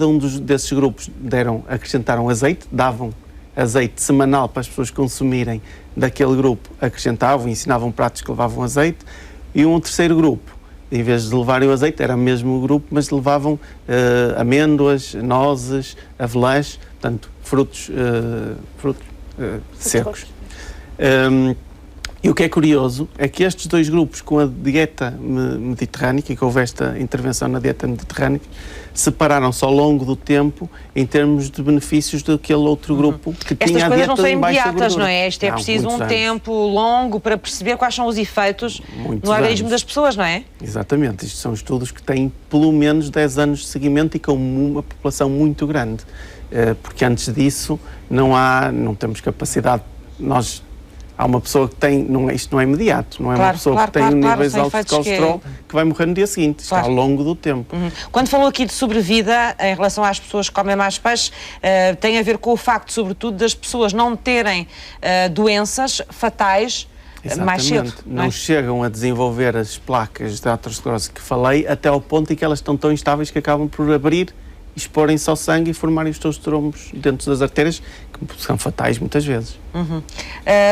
Só há estudos em relação ao peixe sobre o ômega 3 ou há estudos também noutros sentidos? Não, há vários. Sobre outras qualidades do peixe? Há muitos estudos que nós acabamos por não saber bem qual é o benefício concreto do peixe. Este foi o primeiro em que associou mesmo ao ômega 3. Não, é mesmo daqui porque nós medimos e pelo menos... Mas o facto de haver uma medição do ômega 3, na realidade, não quer dizer, nós não temos a certeza absoluta que é o ômega 3 que provocou isto. Porque associado a ter um ômega 3 elevado em 1992, na sua colheita de sangue, há um estilo de vida diferente. Sabemos que era uma pessoa que de certeza colheu mais sangue, mais peixe do que os outros. Portanto, tinha um nível mais elevado de consumo de peixe. Mas não sabemos mais do que isso. Pode estar associado a outros fatores confundidores. De qualquer forma, esses estudos são relativamente bem feitos e tentam ir eliminando outros fatores consumidores de uma melhor estilo de vida e, portanto, parece haver realmente uma relação direta, pelo menos com o consumo de peixe. Mas isto pode ser só um marcador de consumo de peixe e realmente haver muitos outros benefícios que estão escondidos, que nós ainda não descobrimos. O ômega 3 parece ter uma razão, porque realmente parece ter algum efeito fisiológico no desenvolvimento destas tais placas de aterosclerose. O Nuno falava aqui muitas vezes de haver... não são alimentos de substituição, são suplementos, não é? Que substituem características, por exemplo, as cápsulas o peixe de ômega 3. é a mesma coisa? Não, não é a mesma coisa de todo. Sempre que possível, nós devemos comer alimentos, porque dentro, volto a dizer a mesma coisa, não é? No peixe já temos as proteínas, as vitaminas, os minerais, os compostos antioxidantes. No suplemento nós só temos os ômega 3, não temos mais nada, não temos temos eventualmente a vitamina A e a vitamina D, porque como são lipossolúveis, estão associadas à gordura, mas de resto não temos os minerais que o peixe dá. Portanto, não substituem a ingestão de peixe? Não, de todo. E até podem ser preocupantes, porque também o que os estudos nos dizem é que níveis superiores a 3 gramas de ômega 3, portanto, destes ômega 3, podem provocar hemorragia, portanto, estender o tempo da hemorragia. E, portanto, isso não é de todo... Os suplementos devem ser tomados sempre com supervisão médica. Portanto, eu não posso estar a ver este programa em casa e dizer, afinal, eu preciso de comer peixe e se calhar o peixe não me chega, ou já que o ômega 3 faz também, eu vou ali à farmácia, ou vou ali ao Mervanária e vou comprar ômega 3 e vou tomar à minha vontade. Não, nem pensar, há riscos. Se há riscos, a gente pode comprar sem consultar o médico. Pois, por isso é que estamos a ter este programa e a falar disso neste programa, a dizer às pessoas que, atenção, se pensa que deve consumir suplementos de ômega 3, por favor aconselhe-se com o seu médico ou com o seu farmacêutico, com o seu nutricionista, para saber se faz sentido. E já agora eu aproveito, se puder, todos os estudos que foram feitos com suplementos, por exemplo, ômega 3, mas também com outros, não provaram nenhum benefício. E são estudos fáceis de fazer, porque é só dar a determinadas pessoas suplementos e compará-las com outras a que não demos. E sempre que foram feitos esses estudos, que são simples e se chega ao fim, os resultados não evidenciam que esse suplemento tem realmente vantagens. E, portanto, nós estamos a atribuir coisas aos ômega 3 que podem não ser só dos ômega 3, são do peixe. O ômega 3 isolado em comprimido nunca provou vantagem absolutamente. Portanto, não aconselha suplementos? Como, por exemplo, agora pegando a questão das cápsulas de ômega 3, por exemplo, os suplementos de vitamina C, não é a mesma coisa tomar vitamina C e comer uma laranja. É melhor comer uma laranja do que tomar vitamina C. Sem dúvida. Não é? É exatamente a mesma coisa. Tanto que eu juro que não conhecia estes senhores, mas estou perfeitamente em sintonia, alinhado com o que acabam de dizer. Não foi antes do programa começar. Não, mas nem falámos, acho que nem falámos pouco, mas portanto não fiz nenhuma campanha a favor do peixe. Mas está de acordo com eles, é? Completamente, porque já ouvi isto que a Ana aqui disse com muita propriedade, naquelas conferências que temos feito sobre o ômega 3 e que temos trazido, portanto, cientistas lá de fora, vem precisamente confirmar, preciso ver o que a Ana acabou de dizer, e que efetivamente tudo bem o suplemento, desde que acompanhado, mas o peixinho de preferência. Mas os suplementos são vossos concorrentes, é? Ou têm sido? Preocupam-vos? Não. Acho que é tão evidente os benefícios do consumo de peixe que, por muito que se promovam, enfim, tem o seu papel. Posso também só... Sim, claro, pode. O Nuno há pouco estava a falar dos benefícios do ômega 3 na saúde cardiovascular. Estes são, de facto, aqueles que estão melhor fundamentados, são consistentes, mas, ao que parece, o DHA é fundamental para o desenvolvimento do cérebro e da retina, portanto, da visão, da capacidade cognitiva e da visão do bebê. Tanto que todas as fórmulas infantis... Portanto, as mulheres grávidas devem comer bastante peixe. Exatamente. É fundamental para o desenvolvimento cognitivo. Sem mercúrio. O outro não desenvolve nem a retina, nem a... Há também... É bom, não está poluído e é pescado satisfazendo os critérios de sustentabilidade, ou seja, não estamos a retirar mais do que aquilo que o mar pode dar. O João não está completamente de acordo. Mas eu vou convencê-lo. Relativamente a outras condições patológicas, nomeadamente a depressão, a doença de Alzheimer, ao declínio cognitivo associado com o envelhecimento, também há estudos que começam a mostrar um papel protetor ou de diminuição de risco destas doenças. O peixe pode ajudar também as pessoas a terem uma velhice com mais qualidade de vida. Sem dúvida, sim. E mais qualidade física também, mais a nível de cabeça, não é? A nível do sistema cognitivo. Também conhece estudos nesse sentido, não é? Sim, isso. Normalmente são estudos de seguimento, portanto, são estudos observacionais. Portanto, nós não. Lá está, mais uma vez volto a dizer a mesma coisa. Nós acabamos por não saber exatamente qual é a molécula que tem vantagens. O que sabemos é que quem tem este tipo de alimentação acaba por ter uma melhor qualidade de vida futura. Eduardo, deixa-me só fazer uma coisa. Força. Depois de tudo o que aqui dissemos, parece que estamos todos de acordo. E quem nos ouve em casa todos também sair daqui ficará. a comer mais peixe. Não, sabe o que é que me custa? É que hoje fala-se tanto na economia do mar, e vocês aqui, Eduardo, está farto também de ouvir, todos os dias se fala na economia do mar, desde o Presidente da República à Comissária, e nunca se fala na pesca. Dá a ideia que a pesca não faz parte da economia do mar. É uma tristeza, nós vimos isto com angústia. Quer dizer, nós temos aqui efetivamente uma capacidade e uma potencialidade que nos pode ajudar a criar emprego, a sair desta desgraça em que o país se encontra, que todos os dias temos notícias más. Temos setores que efetivamente são positivos e que estão cá e que já fizeram o trabalho de casa, que foi garantir a sustentabilidade. E parece que somos ignorados. Mas a pesca não está integrada Claro que está, só porque é uma indústria tradicional. Quer dizer, vamos lá ver, esquecem essas indústrias tradicionais. Porquê? Não, então é porque não está integrada. Não, quer dizer, nós estamos, cuidado, nós já estamos no mar há muitos anos, nós fizemos a globalização. Não está integrada nestes projetos da economia do mar. Esquecem-se de falar em nós. Mas nós vamos lembrando. Todos os dias vamos falando, nós estamos cá. Vamos falar de ambiente também, João, para terminar. Eu queria perceber... Agora aproveito aqui a presença do representante da fileira da pesca para lhe pedir ajuda em algumas situações. Por exemplo, uma das situações, e já que fala na economia do mar, tem a ver com a hipótese da exploração de petróleo no Algarve.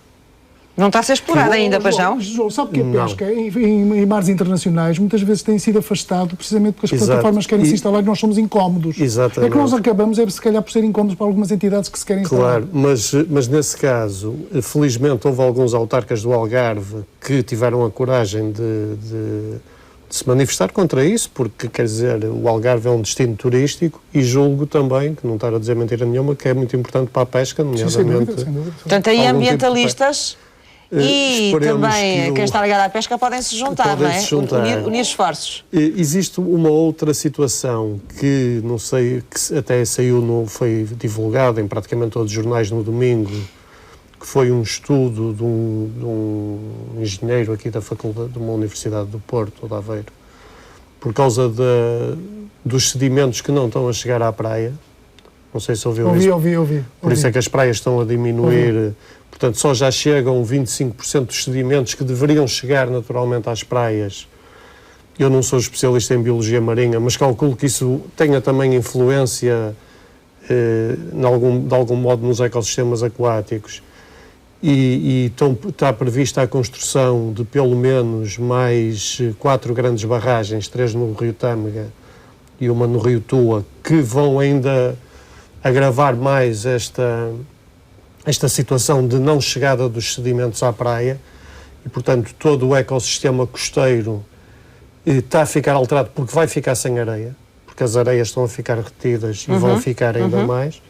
Portanto, não sei qual é a posição da fileira da pesca em relação a isso. Tem posição sobre isso? Mas gostava que abordassem o assunto. É uma área que nós dominamos mal. O que nós sentimos é que é preciso... Não pescam na areia, não é? Sentimos que tem que haver inteligência nestas coisas e as partes têm que ser... Mas a areia deve servir para as larvas ou para qualquer coisa. Se nos for reconhecido o alargamento da plataforma para as 350 milhas, nós ficamos com uma imensidão. Portanto, temos que ter um exigente e rigoroso plano de ordenamento do espaço marítimo, onde efetivamente todas as atividades se possam desenvolver em harmonia. Não é estarem umas a afrontarem-se com as outras. E de forma sustentável para o ambiente. Já está. Mas repare que a destruição dos ecossistemas, quer dizer, depois acaba por afetar tudo. Nós não podemos estar a pensar no mar e nos recursos marinhos sem estarmos a pensar nos rios. Eventualmente. E, portanto, se calhar... matemática que nós conhecemos. E nós precisamos de ajuda de vários sentidos.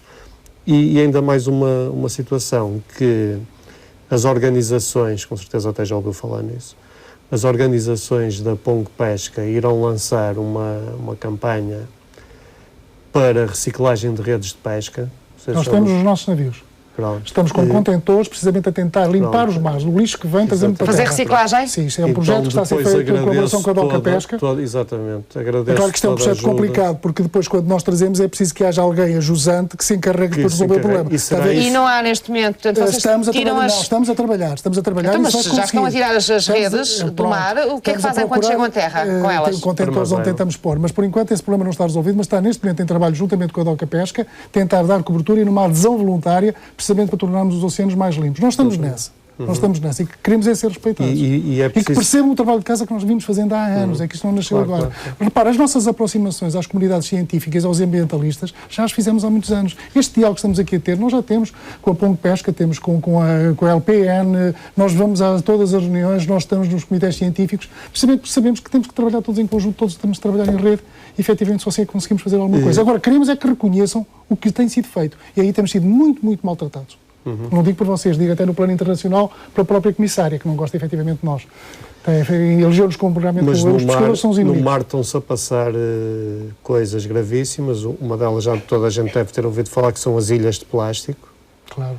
Portanto, há neste momento já 2 ou 3 ilhas de plástico que são coisas monstruosas e que têm milhares de milhões de toneladas de plástico, o que está a alterar completamente o ecossistema marinho, além de ter influência Imagino direta. que seja uma coisa que preocupa tanto ambientalistas como pescadores, porque os pescadores também vivem do mar e também precisam de um mar limpo e sustentável. com bom ambiente. Vamos ter que fechar, João. Uma boa medida, que era com certeza boa para a pesca e para o ambiente, era a proibição dos sacos de plástico nos supermercados. Pois, como provavelmente. já existe em alguns países. Aí já não é com eles. Sim. Já não é com a fileira da pesca. Mas é verdade. Muito obrigada. Serralves está em festa nos dias 8 e 9 de junho. Vamos ver o que vai acontecer este ano, já a seguir nas respostas dos parceiros.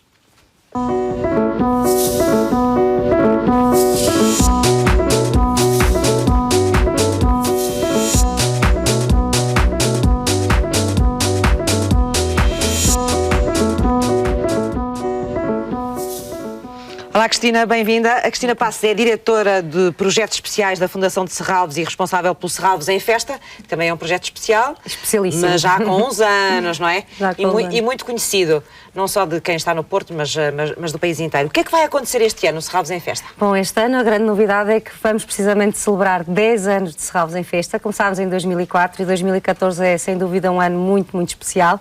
Há 10 anos é uma data especial. É, sem dúvida que sim. Quando começámos há 10 anos não imaginávamos que o futuro das e que isto se ia prolongar no tempo, não é? É desta maneira. É verdade. Portanto, foi um sucesso maior do que aquilo que esperavam. Tem sido sempre ultrapassado as nossas expectativas e temos sempre também procurado cada vez mais prepararmos melhor, e também foi o caso deste ano. Este ano decorre nos dias 8 e 9 de junho. Sim.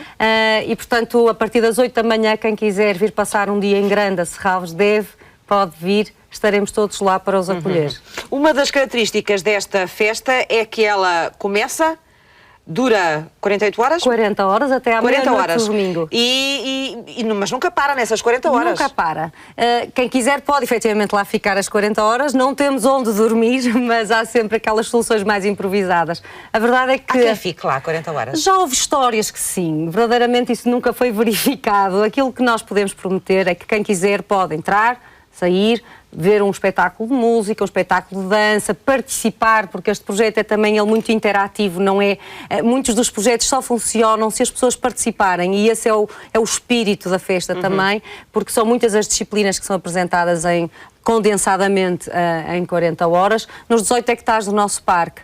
Portanto, isto é uma festa de cultura, basicamente. Exatamente. Para todas as idades. Para todas as idades, tamanhos e feitios, como eu costumo dizer. Sem parar durante 40 horas, com a casa e os 42 hectares... Os 18 hectares. 18 hectares do terreno sempre abertos, não é? Sempre abertos. Essa também é e todos ocupados. Todos ocupados. Essa é a nossa singularidade. Este ano, por exemplo, aqui temos a imagem do espetáculo de circo deste ano, com esta dupla da companhia Okidok, de facto, de uma forma... Já esteve no Serralves em Festa, não? É a primeira vez que se junta a nós. Vai acontecer no sábado e no domingo às 22 horas e, sem dúvida, pelas imagens já podem perceber que entre o humor e também a acrobacia e toda a envolvente que a improvisação origina num projeto desta natureza, será certamente um espetáculo a não perder. Portanto, há coisas para fazer cá fora, em ambiente aberto, e em ambiente fechado também na casa também. Nós privilegiamos elogiamos todos os projetos, a maior parte dos espetáculos acontecem fora. Por exemplo, este projeto que estamos aqui a ver é um projeto dos Imaginary Friends, é um projeto que vai acontecer... Amigos imaginários. Exatamente, porque todos estes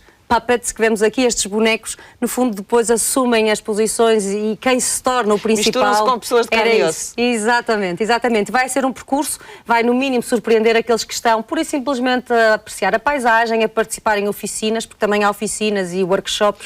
Já deixou de ser surpresa. Oh, peço desculpa. Mas a verdade é que acho que ainda assim vamos conseguir surpreender todos aqueles que nos quiserem visitar. Também é novidade este ano? Também é uma companhia... Bom, estas duas companhias já tiveram connosco mas com outros espetáculos, com não é? outros projetos, e este ano trazem-nos este brilhante. O que é que vai marcar os 10 anos, Cristina? Aquilo que vai simbolizar os 10 anos do Serralves em Festa? Eu acho que o grande fator distintivo deste ano é, de facto, a forma como os projetos são criados especificamente para a cidade, especificamente para Serralves. Este ano, para além de acolhermos um conjunto de grandes projetos, temos trabalho que é feito com artistas locais, também procurando desta forma. Ainda agora, recentemente, terminaram as audições para alguns artistas integrarem o projeto de Willy Dorner, que é na área da dança contemporânea, e, portanto, isso vai permitir, sem dúvida, fazer com que haja uma participação grande, uma interação entre artistas portugueses e artistas estrangeiros, e que o palco seja o mais possível aberto a todos. A participação do público, essa sem dúvida, como há pouco eu dizia, vai ser sempre muito, muito importante. Este é um projeto feito de parcerias, é um projeto que só subsiste pelas parcerias que são feitas. Os nossos mecenas, o BPI e a Unicer, também têm-nos permitido fazer este projeto todos os anos e o agradecimento é mais do que merecido. Na cidade do Porto vamos ter 3 grandes projetos. Mas é que o Serralves em Festa não está só dentro de Serralves, não é? Nós achamos que são pouco e, portanto, vamos para fora. Vamos para já fora. Têm vindo noutros anos para fora. Já temos feito. O que é que vão fazer fora de Serralves? Vamos ter um projeto que vai ser a ocupação, se quiserem, um squatters da cidade, de espaços da cidade. Vai acontecer ainda na sexta-feira, dia 7, e, portanto, é o dias 8 e 9, aquecimento. se quiser. E há um outro projeto que nós denominamos Ópera em Bicicletas, sem dúvida a não perder. Começa já, mas de toda a maneira tem uma crítica muito bem sustentada. Há um trabalho, aliás, a artista está neste momento outra vez cá no Porto, é uma artista inglesa, e vai haver bicicletas. Quem quiser pode, na Casa do Infante, em frente ao Mercado Ferreira Borges, levantar uma bicicleta, fazer um percurso ao longo da Marginal. Muito bem. E ouvir sons. Portanto, vamos ter Serralves por todo o lado, no Porto. Há bolo de aniversário?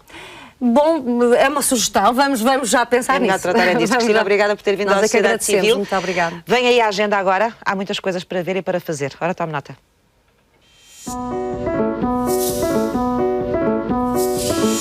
O Serviço Educativo da Fundação de Serralves convida todas as famílias para as atividades de fins de semana que acontecem durante todo o ano no âmbito do programa Famílias em Serralves 2013. Conheça a programação em serralves.pt. Odivelas destaca-se como a capital da lusofonia na 4ª Bienal de Culturas Lusófonas. A iniciativa foi inaugurada a 3 de maio e decorre até 16 de junho com uma série de exposições, lançamentos de livros e fóruns. Conheça a programação em cm-odivelas.pt. O Museu Nacional de Arqueologia abre as portas para as antiguidades egípcias. Trata-se de uma exposição permanente constituída por mais de 500 peças que contam mais de 5.000 anos de história desse ponto do globo que desperta a curiosidade de pessoas de todo o mundo. A Associação Alzheimer de Portugal realiza durante todo o ano uma série de sessões de convívio para promover a relação entre pessoas, familiares e cuidadores com demência ou problemas de memória. É o Café com Memória que decorre todos os primeiros e terceiros sábados de cada mês em Lisboa. O Fado e o Mar encontram-se no Oceanário de Lisboa numa série de concertos com voz e guitarras envolvidos no cenário marítimo. O Fado no Oceanário decorre todas as terças e quintas-feiras mediante marcações prévias e sujeito a um número mínimo de espectadores. Estamos no final do Sociedade Civil. Agradeço aos meus 4 convidados terem vindo conversar connosco hoje sobre os benefícios de comer peixe. Vou deixar-lhe 2 sugestões de leitura, 2 romances. Diane Chamberlain, A Confissão da Parteira, e um outro romance de Richard Harvell, O Canto do Anjo, a história de um castrato. São as sugestões de hoje. Vamos voltar amanhã. Vamos falar do estado da agricultura e de como ela está a ser revitalizada como forma de combater o desemprego. Bruxelas garante que a reforma da política agrícola comum vai criar emprego. Em Portugal, o setor está a aumentar as exportações e os postos de trabalho. Até amanhã. E já sabe que Sociedade Civil somos todos nós.